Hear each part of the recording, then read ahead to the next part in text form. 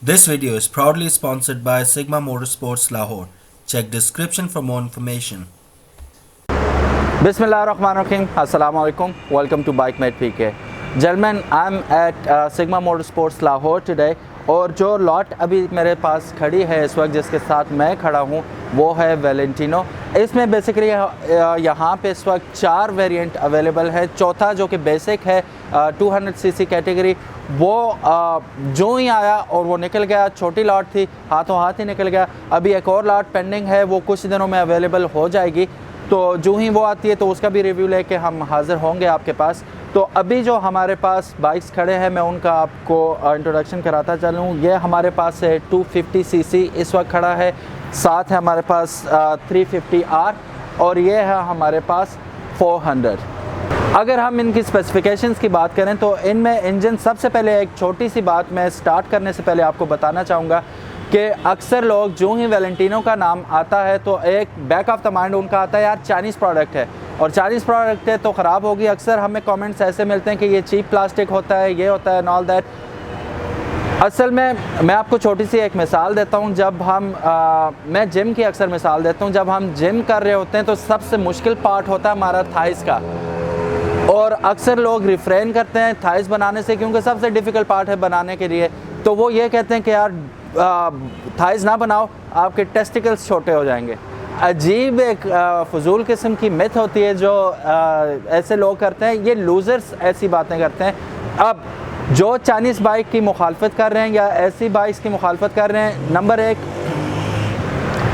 या वो ख़रीदते ही नहीं है, ना कभी उन्होंने ट्राई की होती है। नंबर 2 ये कि हाँ, अगर वो ऐसा बंदा बात करे जिसने R6 रखा हुआ है, R1 रखा हुआ है, फिर समझ में भी आती है बात कि ओरिजिनल चीज़ है भाई। लेकिन अगर ऐसा बंदा बात करता है जिसने कभी चलाई नहीं है, कभी एक्सपीरियंस ही नहीं किया, तो don't listen to him at all. अब बाइक्स के मुतालिक आपको ये वीडियोस बनाने का मकसद यही है कि एजुकेट करना कि यार चाइनीज़ तमाम प्रोडक्ट्स जो होती हैं वो फजूल नहीं होती। उसकी वजह यह है कि वो काफ़ी सारे ग्रेड्स में बनाई जाती हैं, तो ये आप इसे कह सकते हैं ए ग्रेड चीज़ है ये। और दूसरी बात यह कि वैलेंटिनो इटसेल्फ नॉक ऑफ नहीं है, ये ओरिजिनल ब्रांड है। और इसका इंजन भी जो है इवन वो भी किसी से इन्होंने बारो नहीं किया हुआ, लॉन्सन से या इधर उधर किसी भी कंपनी से ले के जोड़ के बना के आपको पेश नहीं किया। ये वैलेंटिनो के अपने होम बिल्ट इंजन्स इसमें इस्तेमाल हुए हैं। चलिए बात करते हैं इनके वॉल्व्स की कि कितने वॉल्व्स में अवेलेबल हैं। 250 भी आपको 4 वॉल्व में अवेलेबल है। अगर आप इसकी सीसीज़ की बात करें तो 250 सीसी है। अगर हॉर्स पावर की बात करें आप इसकी, तो ये आपको 28 हॉर्स पावर तक देने की स्ट्रेंथ रखता है। ये आपको 28 हॉर्स पावर देता है। जब हम 350R की बात करते हैं तो ये आपको round about 32 to 34 horse power provide करता है।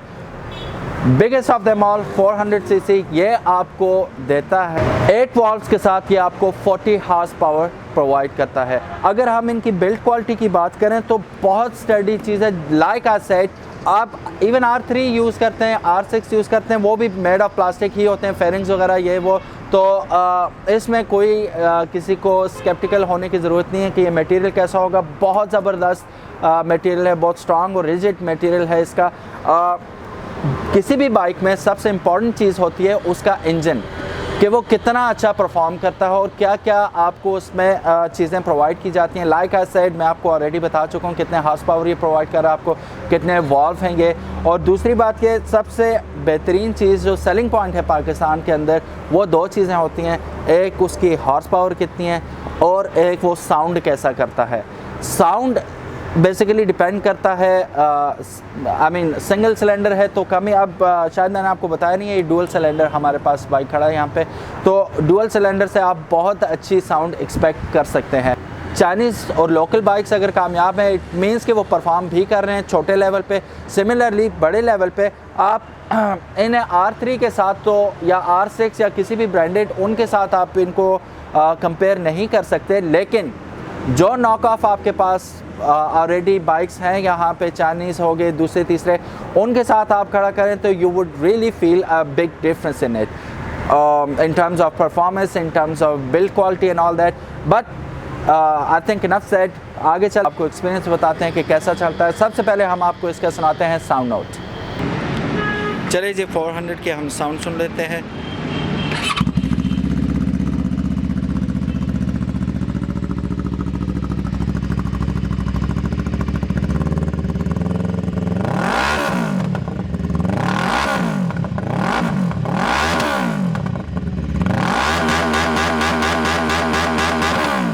ये अपने स्टॉक एग्जॉस्ट में है और इसकी भी साउंड सुन लेते हैं।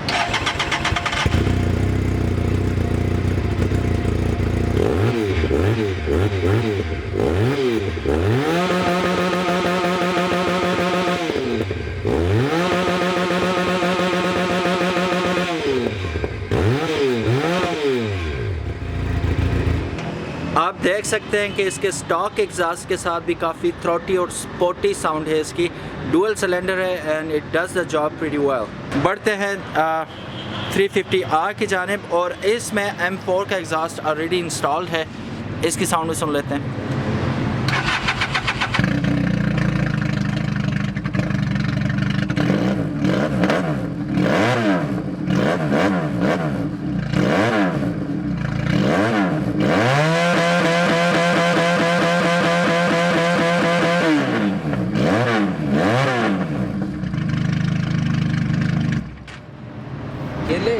यहाँ पे मैं एक छोटी सी करेक्शन करता चलूँ कि मैंने अभी थोड़ी देर पहले आपको बताया था इसकी बॉडी और फेयरिंग मेड ऑफ प्लास्टिक है। ये मेड ऑफ प्लास्टिक नहीं है, ये मेड ऑफ फाइबर है और फ़ौरन ही मुझे करेक्ट किया गया और ये पीस दिखाया गया। ये एक्चुअली एक एक्सीडेंटेड पीस है, लेकिन इसकी खूबी आप देख सकते हैं फाइबर की कि ये 80-90 की स्पीड से गिरा बाइक और all you can C is scratches.